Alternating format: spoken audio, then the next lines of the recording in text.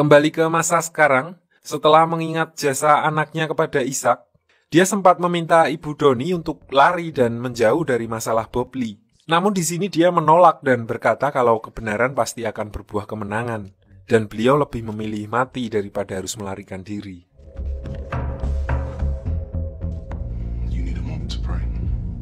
Sementara itu di sisi lain, Memphis yang sedang COD-an dengan Pain, diam-diam dia diberi obat tidur dan diberikan motivasi-motivasi masa depan cerah yang membuatnya semakin pusing. Singkat cerita, diperlihatkan agen Memphis yang baru terbangun setelah sebelumnya diberikan obat tidur oleh Pain. Di sini Pain mencoba menyingkirkannya dengan memberikan alkohol yang sudah dicampur potas. Namun tiba-tiba Bob Lee muncul dari belakang dan langsung menghajar Pain.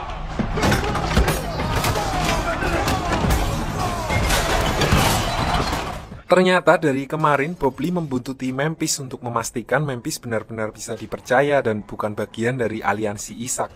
Namun sialnya di sini Pain berhasil meloloskan diri dan mengetahui kalau Bob Lee hanya memalsukan kematiannya. Karena kedok pemalsuan kematian Bob Lee udah gagal, dia lalu meminta Memphis untuk menjadi orang dalamnya untuk mencari informasi di pemerintahan dan bekerja seperti biasa seolah nggak terjadi apa-apa.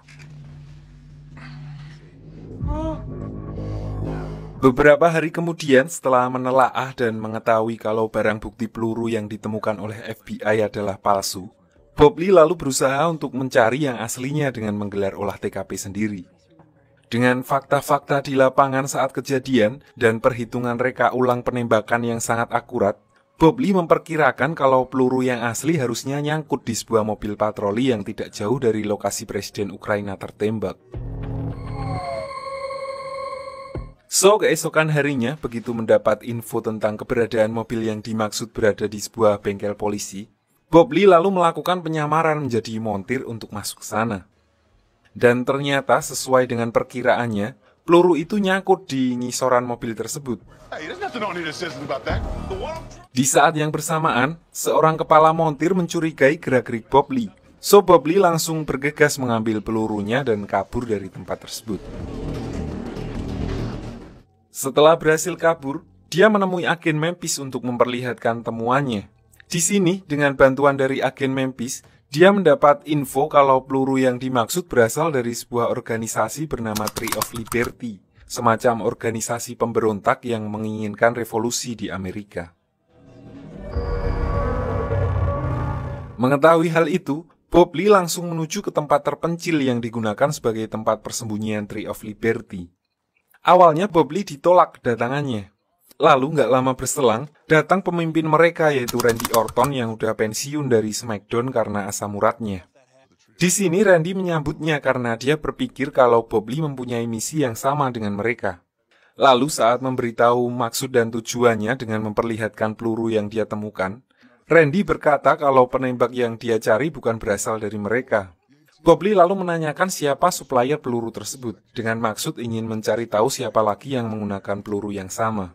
Namun di sini Randy Orton tidak mau memberikan nama dan hanya berkata kalau pembuatnya berada di suatu tempat di kota sebelah.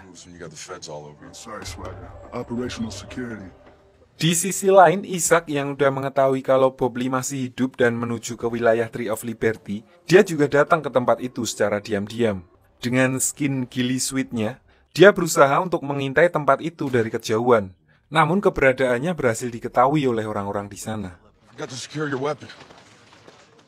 Awalnya Randy Orton mengira kalau Bob Lee yang membawa Ishak untuk menangkap mereka. Namun setelah dijelaskan permasalahan di antara mereka berdua, Randy akhirnya mempercayai Bob Lee dan berencana untuk menjadikan Ishak sebagai incangan tembak-tembakan. Have some target practice. Di sini Bob Lee yang masih mempunyai belas kasihan kepada Ishak lalu mencoba untuk mengulur waktu dengan sengaja memelesetkan tembakannya karena dia tahu kalau agen-agen lain pasti akan datang ke tempat itu.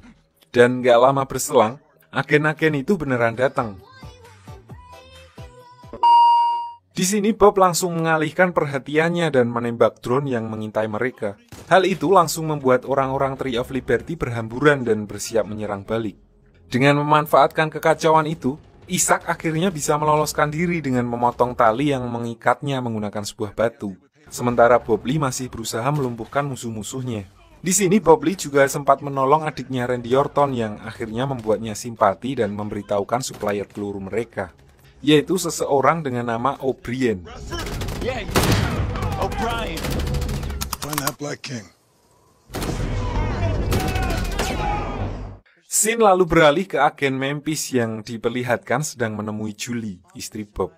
Tujuannya adalah untuk memperingatkannya soal Payne yang sudah mulai bermain kasar. Agen Memphis khawatir dia tidak bisa lagi melindunginya dan berkata kalau dia harus lebih berhati-hati. Mendengar hal itu, Julie lalu memutuskan untuk membuka informasi tentang Payne kepada media yang masih standby di depan rumahnya. Dia melakukannya dengan harapan dapat menarik perhatian publik sehingga membatasi ruang gerak Payne.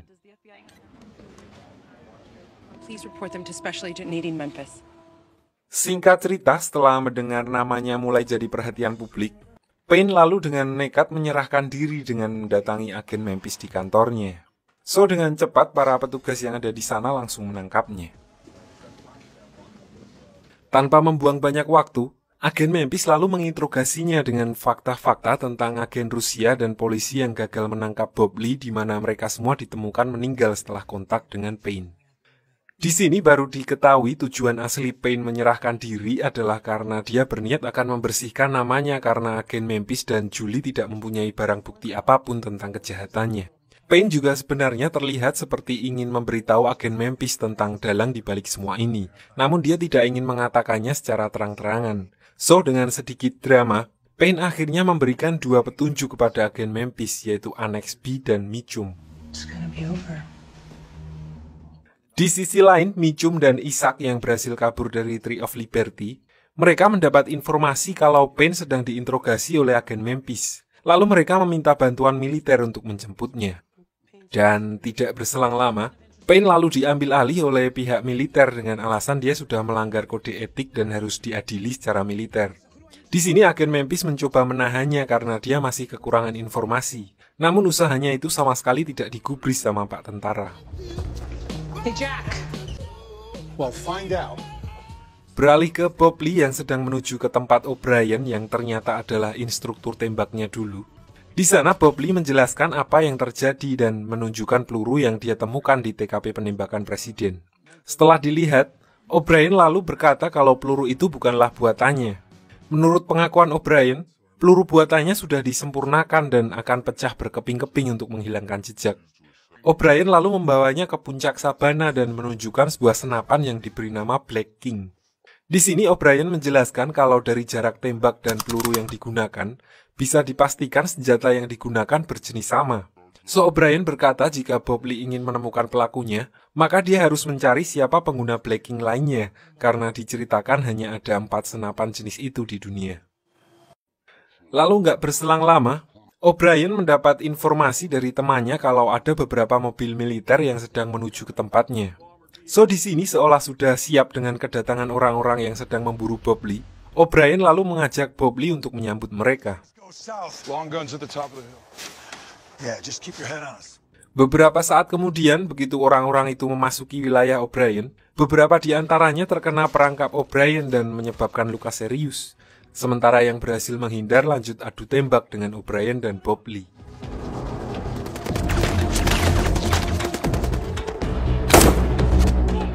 Karena kalah jumlah, diperlihatkan di sini O'Brien sempat tertembak di bagian paha sementara Bob Lee knock setelah terkena efek granat yang meledak di dekatnya. O'Brien yang sudah tidak berdaya hanya bisa pasrah dan berniat mempertahankan diri hanya dengan sebuah pisau.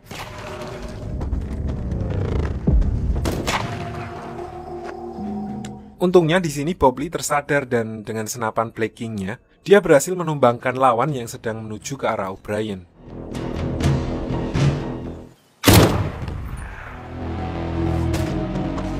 Singkat cerita, setelah berhasil menghabisi orang-orang itu, Bob Lee pamit pergi untuk melanjutkan pencariannya. Namun sebelum dia pergi, O'Brien memberikan senjata Black King miliknya kepada Bob Lee, lengkap dengan 1 pak peluru hijau karena dia menganggap Bob Lee adalah murid terbaiknya. So, Bob Lee akhirnya pergi dari sana dengan membawa senapan tersebut.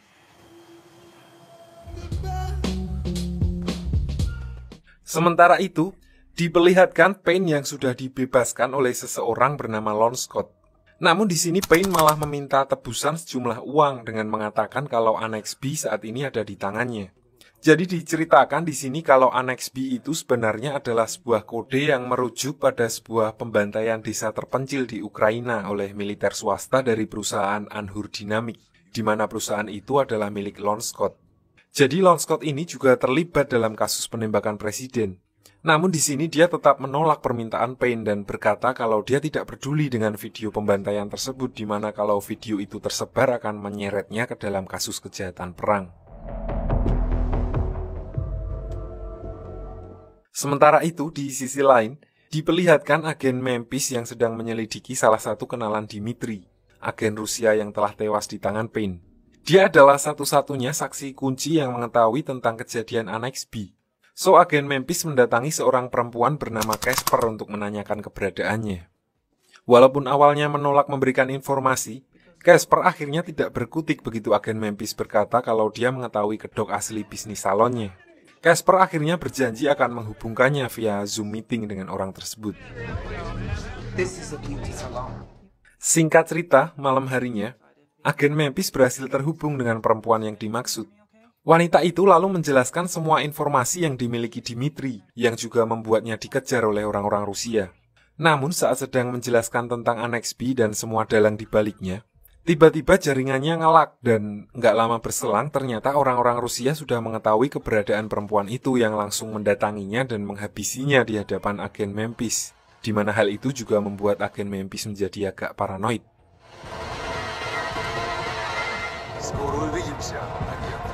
Sementara itu, beralih ke Bob Lee yang sedang berusaha mencari informasi tentang senapan Black King, dia menemukan sebuah informasi tentang keberadaan senjata itu di sebuah pameran yang sedang berlangsung.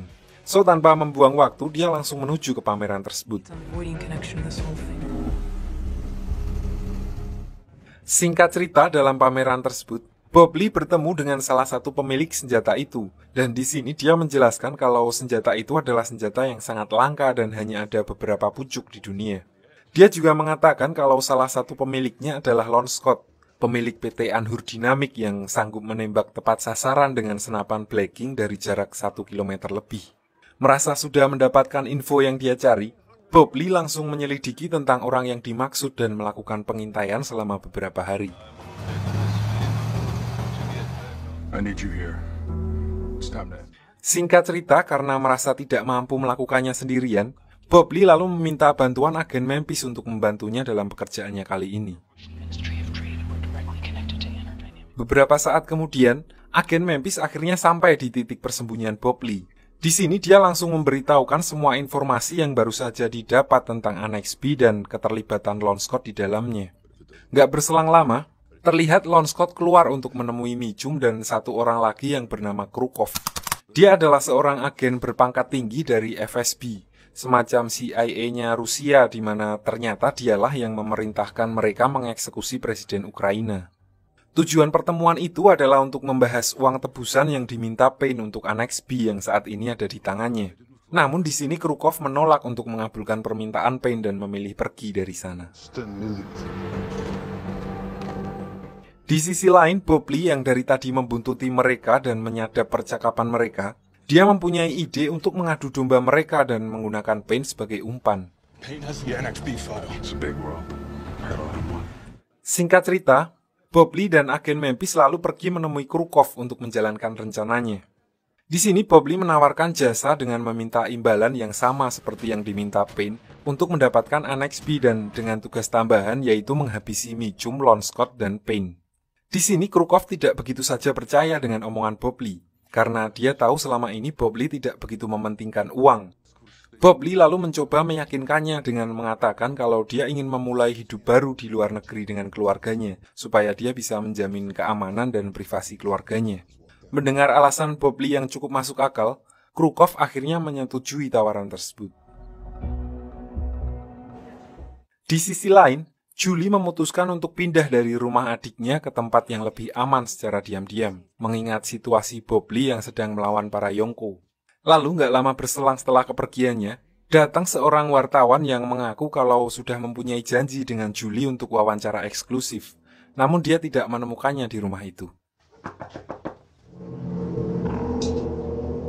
Wartawan itu ternyata adalah orang suruhan Lon Scott yang ditugaskan untuk memantau keberadaan Julie. Mereka berdua lalu diperbolehkan masuk ke rumah setelah berhasil meyakinkan adiknya.